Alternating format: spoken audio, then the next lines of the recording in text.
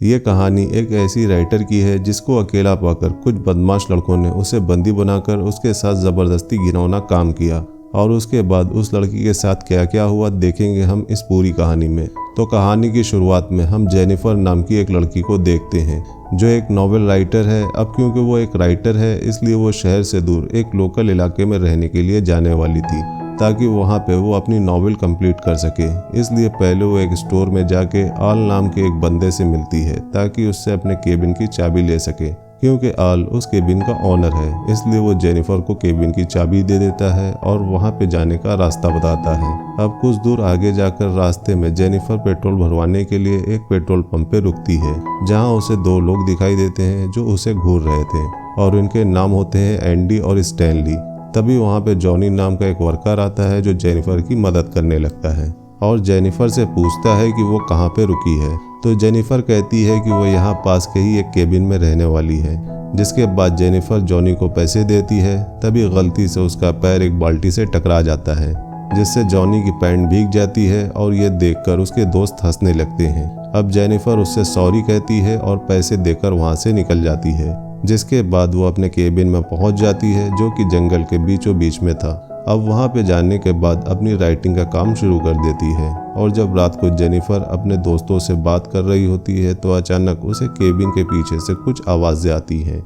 जिसके बाद वो वहां जाती है तो वो देखती है कि वहां के एक कमरे का दरवाज़ा खुला हुआ है और वो कमरे के अंदर चली जाती है तो उसे वहाँ पर कई सारे औजार और वहाँ पे एक जहरीले पाउडर का डब्बा भी नज़र आता है। जिसके बाद वो उस कमरे का दरवाज़ा बंद करके वापस अपने केबिन में आ जाती है।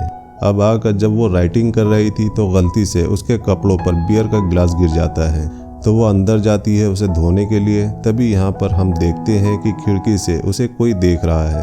अब अगली सुबह जब जेनिफर जॉगिंग कर रही होती है तो उसे जंगल के बीच एक छोटा सा पुराना घर दिखाई देता है और जब वो उस घर के अंदर जाती है तो देखती है कि वो घर पूरी तरह से खाली है और अंदर कोई भी नहीं है। उसके बाद वो अपने केबिन में वापस आ जाती है और वॉशरूम में जाती है, लेकिन जब वो टैप ऑन करती है तो उसके अंदर पानी नहीं आ रहा था। इसलिए वो हेल्प के लिए कॉल करती है तो एक मैथ्यू नाम का बंदा उसके घर आता है पाइप ठीक करने के लिए।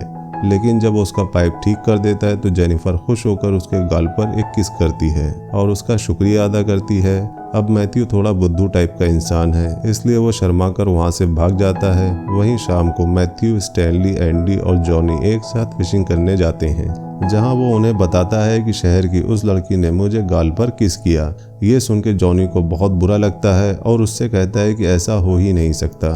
तभी स्टैनली जॉनी को अपने कैमरे में जेनिफर की वीडियो दिखाता है, यानी वो स्टैनली ही था जो उस खिड़की से देख रहा था। ये सब देखकर जॉनी की नीयत खराब हो जाती है और वो अपने दोस्तों से जेनिफर के बारे में उल्टा सीधा बोलने लगता है और कहता है कि देखना आज रात को ही मैं इस लड़की का शिकार करूंगा।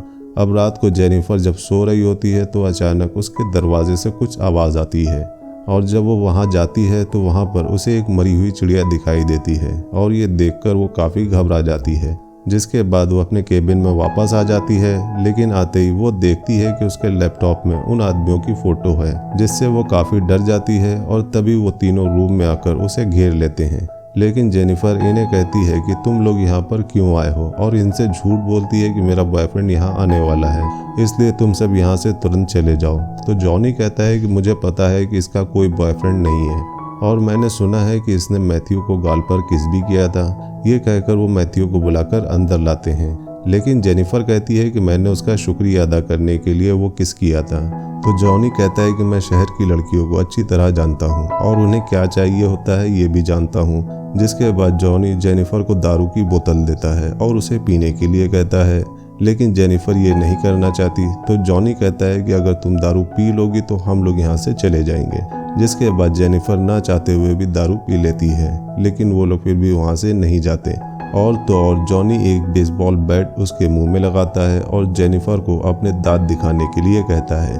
तो जेनिफर उसे अपने दांत दिखाती है, लेकिन जॉनी उसके दांत पकड़ के हिलाने लगता है। जिसके बाद जॉनी एक गन निकालकर जेनिफर से कहता है कि इस गन को किस करो और इमेजिन करो कि मैं तुम्हारा बॉयफ्रेंड हूँ, और उस गन को किस करवाता है और गन को उसके मुंह में डालकर हिलाने लगता है। वहीं मैथ्यू को ये सब देखकर अच्छा नहीं लग रहा था इसलिए वो अपना मुंह दूसरी तरफ कर लेता है उसके बाद एंडी जेनिफर के मुंह में एक बोतल डालता है और उसे फोड़ने वाला होता है, लेकिन तभी जेनिफर उसे धक्का देकर गिरा देती है और अपने बैग से स्प्रे निकालकर स्टैनली की आंखों में डाल देती है और वहां से निकलकर भागने लगती है। अब भागते भागते सुबह हो जाती है और रास्ते में उसे 2 आदमी मिलते हैं, जिनमें से एक आल नाम का वही बंदा था जिसने उसे चाबी दी थी। इसके बाद वो उनको सारी बात बताती है तो दूसरा बंदा जेनिफर से कहता है कि मैं एक शेरिफ हूँ, तो तुम चिंता मत करो। इसके बाद शेरिफ आल से कहता है कि तुम जंगल की दूसरी तरफ जाओ। ये कहकर वो जेनिफर को अपने साथ लेकर वापस उसके केबिन में आता है और जाकर वहाँ पर छानबीन करता है तो उसे वहाँ पर कोई भी नहीं मिलता, लेकिन उसे वहाँ पे जेनिफर की बियर की बोतल मिलती है। तो वो कहता है कि शायद पीने की वजह से तुम्हें हेलुसिनेशन हुआ होगा, लेकिन जेनिफर कहती है कि मुझे कुछ भी नहीं हुआ है, इन लोगों ने सच में मेरे साथ ज़बरदस्ती करने की कोशिश की थी। लेकिन शेरिफ यकीन नहीं करता और जेनिफर की तलाशी लेने लगता है और हम देखते हैं कि वो तलाशी करने के बहाने से जेनिफर की बॉडी को गलत तरीके से टच कर रहा था। तभी वो चारों लड़के वहाँ पे आ जाते हैं और जेनिफर को देख के मुस्कुराने लगते हैं। ये देख के जेनिफर समझ जाती है कि वो शेरिफ भी उनसे मिला हुआ है, जिसके बाद शेरिफ भी जेनिफर के साथ बदसलूकी करने लगता है और मारने लगता है और कहता है कि अब तुम्हारे साथ बहुत बुरा होने वाला है। उसके बाद जॉनी जेनिफर को पकड़ लेता है और मैथ्यू को अपने कपड़े उतारने के लिए कहता है और कहता है कि आज मैं तुझे एक मर्द बनाऊंगा। तो मैथ्यू अपने कपड़े उतारने लगता है। उसके बाद वो ज़बरदस्ती जेनिफर के कपड़े भी फाड़ देते हैं और उसे नीचे लेटाकर मैथ्यू से कहते हैं कि तुम इसके साथ संभोग करो, जिसके बाद मैथ्यू जेनिफर के साथ ज़बरदस्ती गंदा काम करने लगता है, जिससे जेनिफर को बहुत दर्द होता है और वो चिल्लाने लगती है। तभी शेरिफ के घर से उसकी बेटी एंजल का कॉल आता है, जिस पर उसकी बेटी उससे कहती है कि आज वो घर पर जल्दी आए, जिससे शेरिफ अपनी बेटी से वादा करता है कि आज वो जल्दी घर वापस आ जाएगा। उसके बाद वो लोग जेनिफर को छोड़ के वहाँ से चले जाते हैं। अब उनके जाने के बाद जेनिफर किसी तरह उठकर बिना कपड़ों की हालत में वहाँ से बाहर निकलकर जाने लगती है, लेकिन कुछ दूर आगे जाने पर वो पांचों फिर से उसके सामने आकर उसे घेर लेते हैं, क्योंकि अभी भी उनका मन नहीं भरा था। जिसके बाद वो फिर से उसे पकड़कर ज़मीन पर लेटा देते हैं और एंडी जेनिफर के मुंह को पानी में डालने लगता है और इस बार शेरिफ अपने कपड़े उतारकर जेनिफर के साथ ज़बरदस्ती करने लगता है, जिससे जेनिफर दर्द से जोर जोर चिल्लाती है। लेकिन वो दरिंदे एक एक करके सभी उसके साथ संभोग करने लगते हैं और जब उनका मन भर जाता है तो वो उसे छोड़ देते हैं। इसके बाद जेनिफर किसी तरह उठकर वहाँ से जाने लगती है और इतना जुल्म सहने के बाद वो पूरी तरह पागल सी हो गई थी। फिर जब वो एक पुल के पास पहुँचती है तो वो पांचों फिर से उसे मारने के लिए वहाँ आ जाते हैं, लेकिन तभी जेनिफर पानी में कूद जाती है। जिसके बाद वो पांचों पानी में देखते हैं तो उन्हें जेनिफर कहीं भी नजर नहीं आती, इसलिए वो घंटों तक उसकी बॉडी के ऊपर आने का इंतजार करते हैं, लेकिन जेनिफर की बॉडी ऊपर नहीं आती। शेरिफ ये देखकर उन सभी से कहता है कि तुम्हें जेनिफर पर नजर रखनी होगी, अगर वो यहाँ से भाग गई तो हम सब मुसीबत में पड़ सकते हैं। फिर वो जेनिफर की सभी चीज़ों को जला देते हैं ताकि कोई सबूत ना बचे। अब रात को शेरिफ अपने घर आता है और अंदर जाकर अपनी बेटी से मिलता है, जहां उसकी बेटी उसे सरप्राइज देती है कि वो ऑनर्स प्रोग्राम के लिए सिलेक्ट हो गई है। फिर अगले दिन शेरिफ आल के पास जाता है और उसे उसके केबिन की चाबी लौटा देता है। तभी आल उससे पूछता है कि क्या वो लड़की यहाँ से चली गई, जिस पर वो कहता है कि हाँ वो लड़की चली गई। अब अगले सीन में हम देखते हैं कि ये सभी अभी भी जेनिफर को ढूंढ रहे हैं, लेकिन वो उन्हें कहीं नहीं मिलती। और वहीं मैथ्यू ने जेनिफर के साथ जो अत्याचार किया था वो ये सब सोचकर उसको काफ़ी गिल्ट फील हो रहा था। अब एक दिन आल शेरिफ को कॉल करता है और कहता है कि उसे जेनिफर की बहन का कॉल आया था, जो कह रही थी कि जेनिफर अभी तक वापस क्यों नहीं आई, तो क्या तुमने उसके साथ कुछ गलत तो नहीं किया। इस पर शेरिफ कहता है कि नहीं, ऐसा कुछ भी नहीं हुआ, वो बस वहाँ से चली गई। अब अगली सुबह स्टैनली भागते हुए एंडी और जॉनी के पास आता है और उन्हें बताता है कि उसका कैमरा चोरी हो गया है और उस कैमरे में जेनिफर की वो सारी वीडियो क्लिप थी। ये सुनकर जॉनी स्टैनली को मारने लगता है और कहता है कि तुम्हें वो सब रिकॉर्ड करने की क्या ज़रूरत थी। अब रात को जॉनी जब अपने घर में होता है तो उसे अपने दरवाजे पर कुछ आवाज़ आती है और जब वो वहाँ जाता है तो उसके दरवाजे पर एक मरी हुई चिड़िया मिलती है, जिसे देखकर वो सोचता है कि शायद स्टैनली और एंडी उसके साथ प्रैंक कर रहे हैं। लेकिन उसे फिर से वही आवाज़ सुनाई देती है और वहाँ जाने पर उसे जेनिफर की एक चप्पल मिलती है, जिसे देखकर वो काफ़ी घबरा जाता है। तभी उसे झाड़ियों में से एक और आवाज़ सुनाई देती है और आगे जाने पर उसे मैथ्यू के हाथ के रबर बैंड्स मिलते हैं, जिससे उसे लगता है कि मैथ्यू ये सब कर रहा है। अब अगले दिन हम शेरिफ को अपने घर आता हुआ देखते हैं, जहां उसकी वाइफ एक गिफ्ट देकर उसे कहती है कि किसी ने तुम्हारे लिए ये भेजा है, जिसके अंदर एक कैसेट भी है। अब शेरिफ जब उस कैसेट को हाथ में लेकर देखता है तो वो काफ़ी डर जाता है और उन लड़कों के पास जाता है। वहां जाकर वो स्टैनली को पीटने लगता है और कहता है कि तुम्हें वो वीडियो रिकॉर्ड करने की क्या ज़रूरत थी। तभी जॉनी कहता है कि कल रात को मुझे भी कोई परेशान कर रहा था और मुझे पता है कि ये सब मैथ्यू कर रहा है, क्योंकि उसे जेनिफर की मौत से गिल्ट फील हो रहा है, इसलिए वो हमें डराना चाहता है। फिर शेरिफ उन्हें मैथ्यू को ढूंढ कर लाने के लिए कहता है और वो खुद आल के पास जाता है और उसे शूट करके मार देता है, क्योंकि आल को भी उन पर शक हो गया था। इधर मैथ्यू जेनिफर के घर के बाहर बैठकर गिल्टी फील कर रहा था। तभी उसे जेनिफर की आवाज़ सुनाई देती है, जिससे वो ऊपर जाता है तो उसके सामने जेनिफर एक सोफे पर बैठी हुई थी। फिर वो उसे अपने पास बुलाती है और कहती है कि मुझे पता है कि तुम गिल्टी फील कर रहे हो। तभी मैथ्यू जेनिफर से माफ़ी मांगने लगता है और कहता है कि मैंने जानबूझकर तुम्हारे साथ ऐसा नहीं किया था। लेकिन जेनिफर उसके गले में एक रस्सी डालकर जोर से कसने लगती है, जिससे मैथ्यू बेहोश हो जाता है। वहीं एंडी और स्टैनली मैथ्यू को ढूंढ रहे होते हैं और ढूंढते ढूंढते एंडी एक सुनसान घर के अंदर जाता है, जहां पर उसे एक गद्दा दिखाई देता है। वहीं इधर स्टैनली के सामने जेनिफर आ जाती है, जिसे देखकर वो उसे मारने के लिए आगे बढ़ता है तो उसका पैर एक ट्रैप में फंस जाता है, जिससे वो चिल्लाकर एंडी को बुलाने लगता है। और जब एंडी वहां पर आता है तभी जेनिफर पीछे से आकर एंडी पर अटैक कर देती है और फिर स्टैनली के भी सर पर मार देती है, जिससे वो बेहोश हो जाते हैं। अब एंडी की जब आंख खुलती है तो वो खुद को लकड़ी के सहारे एक बाथ-टब पर लेटा हुआ पाता है।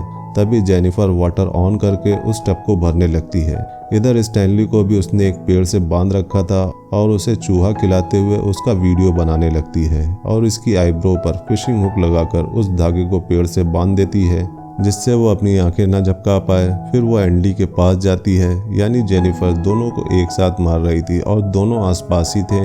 अब जेनिफर एंडी के पास आती है, लेकिन एंडी उससे माफ़ी मांगने लगता है। तभी जेनिफर उससे कहती है कि मैं भी तुम्हारे सामने ऐसे ही गिड़गिड़ा रही थी, लेकिन तुम लोगों ने मेरी एक भी नहीं सुनी और सब ने जमकर मेरा फ़ायदा उठाया। जिसके बाद वो उसका मुंह पानी में डुबोकर कहती है कि मैं तुम्हें बहुत बुरी मौत देने वाली हूँ। फिर वो स्टैनली के पास जाती है और एक मछली का पेट फाड़कर उसका मांस निकालकर स्टैनली की आंखों में घुसा देती है।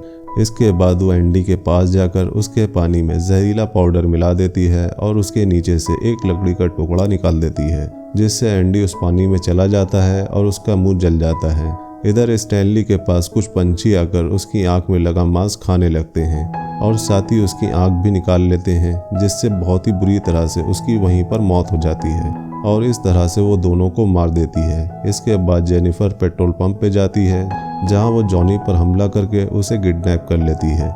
जिसके बाद जब जॉनी की आंख खुलती है तो वह अपने आप को बिना कपड़ों में बंधा हुआ पाता है और जेनिफर को सामने देखकर हैरान हो जाता है। इसके बाद जेनिफर उससे कहती है कि क्या तुम जानते हो कि मैं तुम्हारे साथ क्या करने वाली हूँ।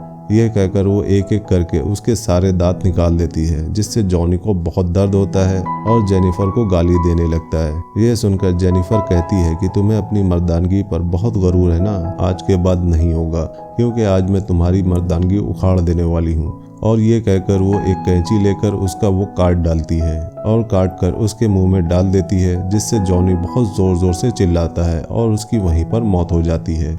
वहीं शेरिफ जब अपने काम पर होता है तो उसकी बीवी उसे कॉल करती है और कहती है कि हमारी बेटी एंजल की एक टीचर आई है। तभी एंजल भी शेरिफ से कहती है कि मेरी टीचर बहुत अच्छी है, जो मुझे यहाँ से प्लेग्राउंड में ले जाने वाली है। लेकिन शेरिफ उससे कहता है कि तुम्हारी टीचर से मेरी बात करवाओ। तभी हम देखते हैं कि वो टीचर कोई और नहीं बल्कि जेनिफर ही है, जो वहाँ पर नकली टीचर बनकर आई है। जिसके बाद जेनिफर जब शेरिफ को अपना नाम बताती है तो वो ये सुनकर हैरान हो जाता है और जेनिफर से कहता है कि प्लीज़ मेरी बेटी को चोट मत पहुंचाना। जिसके बाद जेनिफर फ़ोन काट देती है और उसकी बेटी को अपने साथ ले जाती है। और जब शेरिफ घर पहुंचता है तो उसकी बीवी उसे बताती है कि उसकी टीचर उसे प्लेग्राउंड में लेकर गई है।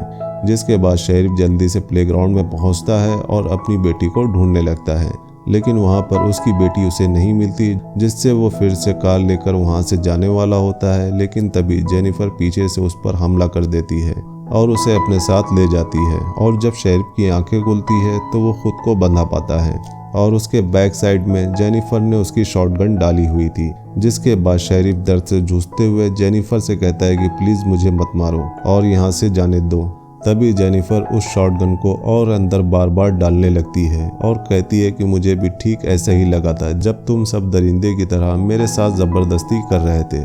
तभी शेरिफ उससे पूछता है कि तुमने मेरी बेटी के साथ क्या किया।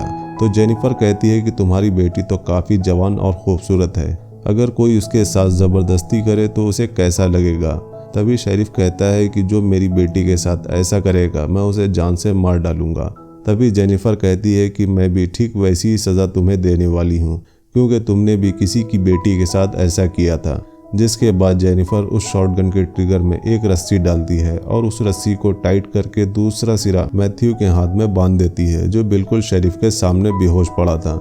जिसके बाद वो शेरिफ से कहती है कि जब मैथ्यू को होश आएगा तो तुम दोनों मारे जाओगे। ये कहकर वो बाहर जाकर बैठ जाती हैं। जिसके बाद मैथ्यू को होश आ जाता है, जो शेरिफ को देख के हैरान हो जाता है।